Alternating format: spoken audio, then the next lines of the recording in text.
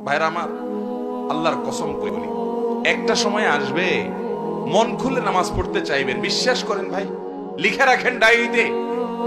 আপনাকে যদি আল্লাহ হায়াতে বাঁচিয়ে রাখেন, যুবক ভাইয়েরা, তরুণ ভাইয়েরা, একটা বয়স আসবে মনে চাইবে একটু রবকে মন খুলে সেজদা দেই, একটু লম্বা করে রুকু করি। পারবেন না, অসুস্থ হয়ে যাবেন, রোগ বালায় ধরে ফেলবে। বাবারে, সে সময় আসবে না? বৃদ্ধ মুরব্বীদেরকে, চাচাদেরকে জিজ্ঞাসা করেন, চাইলেও ওযু ধরে রাখতে পারে না, নামাজ পড়তে পারে না, চাইলেও পারে না। একটা সময় আসবে চাইবেন, পারবেন না। নামাজটাকে সুন্দর করেন, সময় মতো পড়েন। অনেক রাকাত নামাজ পড়বেন, নফল নামাজ পড়বেন। এটা চেয়ে উত্তম হলো ফরজটা পড়লেন, মূল সুন্নত গুলাই পড়লেন, কিন্তু ধীরস্থিরতার সাথে পড়লেন।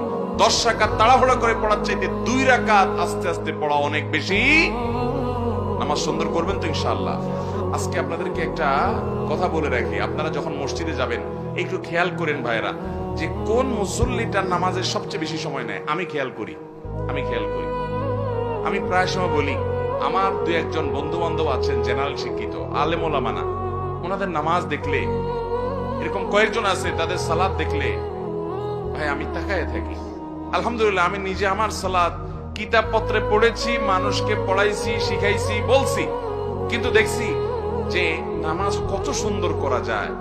4 রাকাত নামাজ পড়তে 15 মিনিট সময়, 20 মিনিট সময় নেয়, এরকম মানুষও আমি দেখেছি। এটা 1 দিন 2 দিনের ঘটনা না, প্রায় প্রতিদিনই এরকম নামাজ পড়ে তারা। অনেক বড় বড় ব্যবসায়ী, অনেক বড় বড় শিক্ষিত, শত শত হাজার হাজার মানুষ চালাইতে হয়, এইরকম লোকজন মিটিং সেটিং দুনিয়ার ঝামেলা আছে, সব চলে যাক, নামাজে দাঁড়াইছি, নামাজ শেষ করার কোনো কাহিনী নাই, সবকিছুর আগে ধীরস্থিরতার সাথে নামাজ। ভাইরা আমার, এই নামাজটা আমাদেরকে আল্লাহর সবচেয়ে নিকটে নিয়ে যাবে। যার নামাজ সুন্দর সে সবচেয়ে বড় আপার ক্লাসের মুত্তাকি, যার নামাজ যত খারাপ সে তত নিচু ক্লাসের মুত্তাকি। এই জন্য আমি মসজিদে গেলে খুঁজি যে আমার চাইতে লম্বা নামাজ কিনা, যদি পাই তখন ঈর্ষা করি যে তারে এবার ফেল করতে হবে, আমি তার চাইতে আস্তে আস্তে নামাজ পড়তে হবে।